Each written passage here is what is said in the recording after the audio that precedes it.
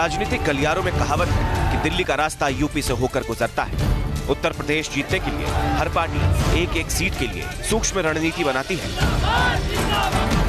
फिर चाहे वो पीएम मोदी को वाराणसी से मैदान में उतारना हो या फिर मथुरा से हेमा मालिनी को फिर टिकट देना। अब की बार किसकी सरकार शो में आज हम पश्चिमी उत्तर प्रदेश के आगरा मथुरा रीजन की राजनीति के बारे में बात करेंगे। बीजेपी ने क्यों यहां से हेमा मालिनी को दोबारा टिकट दिया और क्यों यूपी कांग्रेस प्रदेश अध्यक्ष राज बब्बर इस रीजन से चुनाव लड़ रहे हैं। यूपी की 80 सीटों में से 18 सीट पश्चिमी यूपी के इलाके में पड़ती है, जिनमें से आगरा मथुरा और फतेहपुर सिकरी की सीट भी अहम मानी जाती है। सबसे पहले बात आगरा लोकसभा सीट की। आगरा लोकसभा सीट आरक्षित सीट है और यहाँ पर अगर पिछले 2 दशकों की बात की जाए तो यहाँ पर बीजेपी और सपा का कब्जा रहा है। हाँ, कांग्रेस का 84 से पहले जरूर कब्जा रहा है और कांग्रेस यहाँ पर लगातार थी, लेकिन 84 के बाद से लेकर अब तक कांग्रेस यहाँ पर नहीं जीती। और अगर पिछली 2 बार की बात करें, 2009 की और 2014 की, तो यहाँ पर बीजेपी के डॉक्टर रामशंकर कठेरिया सांसद बने रहे। ताज की नगरी आगरा में साल 1984 के बाद कभी भी कांग्रेस की वापसी नहीं हो पाई है। वहीं आगरा ने बीजेपी को 5 बार जिताया है। इस बार लोग किसे चुनेंगे? आगरा के वोटर की राय सुनिए। आगरे को सबसे इम्पोर्टेंट व्यवस्था, जो सबसे महत्वपूर्ण हमारे लिए काम था, वो पीने के पानी की व्यवस्था थी। और एसएन की स्थिति, जो यहाँ का मेडिकल कॉलेज है, वो इतना दयनीय हो चुका है। उस पर माननीय मंत्री जी भी ये कह चुके हैं, अब मैं क्या कर सकता हूँ, कर्मचारी अधिकारी सुनते ही नहीं। जब इस तरह की स्थिति हो जाती है तो बड़ा अजीब सा स्थिति लगती है। गठबंधन ने जो भी प्रत्याशी उतारे हैं वो बाहर के हैं, यहाँ की ज़मीनी स्थिति को वो नहीं जानते हैं और यहाँ की जो पब्लिक है लोकल, वो उनको नहीं जानती है, क्योंकि आजकल पब्लिक जानती है, पब्लिक उसी को जानती है जो यहाँ का लोकल बंदा है। पिछले 70 सालों में सारे राजनीतिज्ञों ने वोट बैंक के लिए जनता को मूर्ख बनाया है। हर राजनीति यही कर रहा है। देश की बात कोई नहीं करता, समाज की बात कोई नहीं करता, विकास की बात कोई नहीं करता। आगरे में पिछले 20 सालों से मैं देख रहा हूँ विकास के नाम पे कुछ नहीं हुआ है। मैं मोदी जी के सपोर्ट में हूँ और उसके साथ में जो भी चेहरा आएगा, और ये तो एसपी सिंह बघेल जी हमारे नियरेस्ट, हमारे पास के, हमारी धरती से जुड़े हुए नेता हैं, बाकी तो बाहर के हैं। खैर 2014 में इस सीट से बीजेपी के रामशंकर कठेरिया जीते थे और केंद्र में मंत्री भी बने थे। इस बार पार्टी ने कठेरिया को इटावा से उम्मीदवार बनाया है, जबकि आगरा से एसपी सिंह बघेल को मैदान में उतारा है। बघेल अभी यूपी कैबिनेट के मंत्री हैं और उन्हें अपनी जीत का भरोसा है। शहर से मुझे भावनात्मक पूरा लगाव हुआ है। मैं यहाँ रहता हूँ और यहीं रहना है, यहीं मरना है, यहीं सारे संस्कार होने हैं। तो जिस शहर में आपको रहना, उसके लिए जो अच्छे से अच्छा किया जा सकता है, राजनीतिक व्यक्ति को तो करना चाहिए, आम सामाजिक आदमी को भी उतना ही करना चाहिए। हर प्रत्याशी जीत का दावा करता है, लेकिन जीत तय करना जनता के हाथ में। हमने आगरा के लोगों के मुद्दे समझने की कोशिश की। मुद्दे देखो, हम तो लोकल चाहते हैं, हमें कोई राष्ट्रीय मुद्दा नहीं चाहिए। हमारे क्षेत्र का विकास हो। हमारे जो पहले जो सांसद रहे हैं, मैंने तो उनकी शक्ल भी नहीं देखी आज तक अपने इस कॉलोनी बलकेश्वर में। हमें तो ऐसा चाहिए सांसद जो हमारे बीच में आए, हमारी बात सुने। हमारे सरकार से कोई मतलब नहीं, क्या बीजेपी की सरकार आए या किसी भी, हम चाहते हैं कि जो भी सांसद आए हमारी बात को सुने। हाँ, इस बार मोदी से उम्मीद है। 5 साल अभी उन्हें हुए हैं, अभी उन्होंने जो काम करे हैं तो 5 साल उन्हें और मौका दिया जाए, उसे भी देगा। सिर्फ मैं तो लोकसभा की सीटों के हिसाब से अपना मोदी जी को ही वोट करेंगे। यहाँ पे एसपी सिंह बघेल है, वो जीतेंगे, पूर्ण बहुमत से जीतेंगे और यहाँ पे अपने यहाँ का विकास करेंगे। बलकेश्वर के लिए भी विकास करेंगे और यहाँ पे युवा के लिए स्पोर्ट्स का भी विकास करेंगे। अब जो प्रत्याशी आएंगे, हम उनसे आएंगे वो विकास की ओर ध्यान दें, काम करें। बस खाली अपना घोटाले कर करके अपना वो नहीं करें, पब्लिक का भी ध्यान दें और पब्लिक का विकास करें, देश का विकास करें। और साथ ही साथ वो आर्मी वालों को भी कहना चाहते हैं जिन्होंने अपने देश के लिए दिन रात जो मेहनत करते हैं, उनकी तरफ भी थोड़ा ध्यान दिया जाए। We talk about women empowerment, महिला सुरक्षा की, तो ज़रूरी नहीं है कि कोई महिला ही उसको ठीक कर सकती है। अगर हम मोदी जी को सपोर्ट कर रहे हैं और जितना मैं उनको रिलाय करती हूँ, जितना मैं उनके बारे में जानती हूँ, मुझे नहीं लगता कि उन्होंने पिछले 5 साल में ऐसा कुछ नहीं किया। जितना भी डेवलपमेंट आया है, आज आगरा की रोड्स देख लीजिए, ब्रिजेस देख लीजिए, जितना भी देख लीजिए, जो भी डेवलपमेंट है वो पूरा मिला के बीजेपी के आने के बाद ही हुआ है। सो हमें टाइम चाहिए। गवर्नमेंट बुरी नहीं है, लोग बुरे होते हैं। चाहिए। जी, आप बताइए, आप क्या कहना चाहते हैं? बिल्कुल, चेंज इज मस्ट। मेरे ख्याल से कांग्रेस को वोट देना चाहिए मौका। हालांकि राजनीति के जानकारों का मानना है कि एसपी बीएसपी के महागठबंधन और कांग्रेस ने जो उम्मीदवार आगरा से उतारा है वो बाहरी है और ये समीकरण बीजेपी के पक्ष में जा सकता है। भारतीय जनता पार्टी ने जो उम्मीदवार उतारा है वो स्थानीय है और बड़ा जुझारू और युवा है, काफ़ी सक्रिय रहा है। यहाँ जो पॉइंट नोट करने वाली बात है जो वो ये है कि बसपा ने और सपा गठबंधन ने एक तरीके से वॉकओवर दिया है अपने दोनों प्रतिद्वंदियों को, जो उन्होंने 3 बार उनके प्रत्याशियों में जिस तरह से हफ्ते भर 10 दिन में फेरबदल हुआ, उससे काफ़ी मायूस हुए इनके जो मतदाता वर्ग है, समर्थक वर्ग है, और वहीं उन्होंने उनकी कमजोरी सामने आई। तो जो मुझे दिखाई देता है कि वो अभी मुकाबला सीधा सीधा भाजपा और कांग्रेस में होने जा रहा है। आगरा के लोग भी स्वच्छता और विकास के नाम पर पीएम मोदी की तरफ जाते दिख रहे हैं। हम तो वोट मोदी जी को ही करेंगे और अपनी भाजपा कमल पर ही मुहर लगाएंगे, क्योंकि हमें ऐसा लगता है कि इससे बेस्ट कुछ भी नहीं है।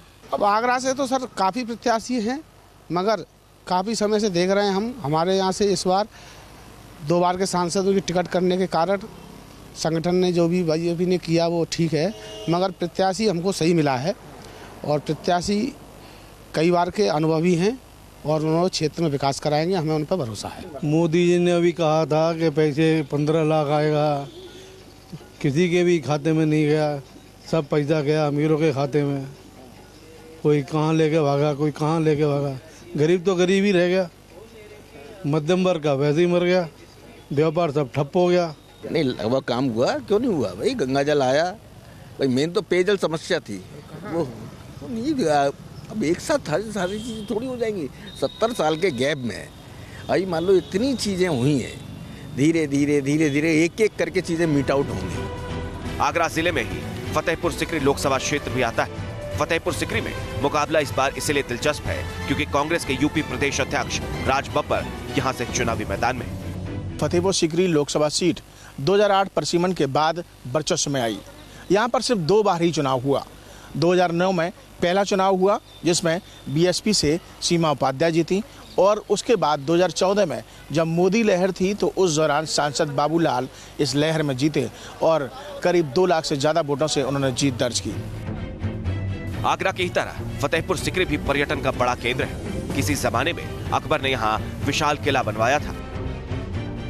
इस समय हम फतेहपुर सिकरी लोकसभा सीट पर हैं और जिसकी पहचान इस बुलंद दरवाजे से होती है। यहाँ पर हम इस बुलंद दरवाजे के नीचे खड़े हैं और शहर के फतेहपुर सिकरी लोकसभा सीट के तमाम मौजूद लोग हमारे साथ इस समय मौजूद हैं। जो मुद्दे पहले हुए थे वही मुद्दे आज बरकरार थे। जात बाती का बहुत ही ज़्यादा जोर है इस वक्त। अब जहाँ के हैं वहीं इस वक्त परेशानी के आलम में है, जिसका कोई मतलब सुनाई का कोई सवाल ही नहीं। ऐसा सांसद हम लोग सब मिलकर चुने जो हमारे बीच हमेशा आता रहे, जो भी हम पे संकट या परेशानी आए तो हाँ, और सरकार ऐसी आनी चाहिए। जिससे पहले जो सांसद थे कभी वो आए यहाँ पर?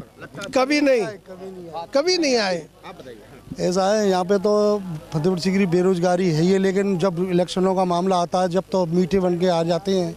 इसके बाद में कोई दूसरा जब आता है ना, हमारा जब काम पड़ता है, जब कोई सुनाई नहीं होती यहाँ पे। राहुल गांधी जी ने जो कहा है 72,000 रुपये सालाना और 6,000 रुपये माह देने का जो वादा किया, लोगों लगता है पूरी उम्मीद के साथ वो देंगे और लोग चाहते भी हैं, वो सफल उतने अपनी बात से। यहाँ फतेहपुर सीकरी में किसी ने अभी तक रोजगार के बारे में सोचा नहीं है, इसकी जनता के लिए कोई रोजगार देखा जाए। यहाँ जनता बहुत परेशान है, किसी के लिए कोई रोजगार नहीं है और छोटे मोटे काम चलते थे अब तो वो भी बंद हो गया। लेकिन राजनीति में पर्यटन से ज्यादा चुनावी मुद्दे और जातिगत समीकरण हावी नजर आते हैं। पूरा क्षेत्र जो है वो कहीं ना कहीं उसमें सबसे ज़्यादा जो है ठाकुर हैं, ब्राह्मण हैं, उसके बाद जाट बाहुल क्षेत्र भी है, तो मिला जुला समीकरण है और ज़्यादातर जो वोट है वो वहाँ के लोग उस प्रत्याशी को देना पसंद करते हैं जो उनके बीच का होता है। इस बार मायने कुछ अलग हो जाते हैं क्योंकि वहाँ पर बीएसपी जो गठबंधन से जो प्रत्याशी सामने आए हैं वो हैं गुड्डू पंडित। पहले यहाँ पर राजवीर सिंह को टिकट दी गई थी, वो भी बाहर से थे। अब बीएसपी से जो टिकट दी गई है गुड्डू पंडित को, वो भी डिवाई से है, वो भी बाहर से आए हैं। और दूसरे प्रत्याशी जो पहले से कांग्रेस से यहाँ से चुनाव लड़ चुके हैं वो हैं कांग्रेस के प्रदेश अध्यक्ष राज बब्बर, जो एक बार दोबारा से चुनावी मैदान में आए हैं। और तीसरा प्रत्याशी जो बीजेपी से यहाँ पर है वो है राजकुमार चाहर। राज बब्बर के मुकाबले में बीजेपी ने राजकुमार चाहर को मैदान में उतारा है। पिछली बार बाबूलाल चौधरी यहाँ से सांसद थे, बीजेपी ने उनका टिकट काटकर नए चेहरे पर भरोसा किया है। देश की जनता माननीय नरेंद्र मोदी जी को पुनः प्रधानमंत्री बनाने के लिए आतुर है। गांव-गांव, गली-गली, मोहल्ले-मोहल्ले, कस्बे-कस्बे, डगर-डगर पर माननीय नरेंद्र मोदी जी के लोग उतावले हैं कि कब मतदान का दिन आए और हम देश को दोबारा से नया प्रधानमंत्री देने के लिए, नरेंद्र मोदी जी को पुनः प्रधानमंत्री देने के लिए, बनाने के लिए हम कब मतदान करें। ऐसा हर्षोल्लास, उत्साह गांव और देहात की जनता में है। लेकिन महागठबंधन को चुनौती मानते आप कहीं ना कहीं? देखिए, जनता जब अपना मन बना लेती है तो उसके आगे कोई चुनौती नहीं होती है। फतेहपुर सिकरी लोकसभा सीट का बड़ा हिस्सा ग्रामीण है। जाहिर है किसानों के मुद्दे यहाँ की राजनीति में हावी रहेंगे, तो लोग अपने मुद्दों पर किसको चुनेंगे?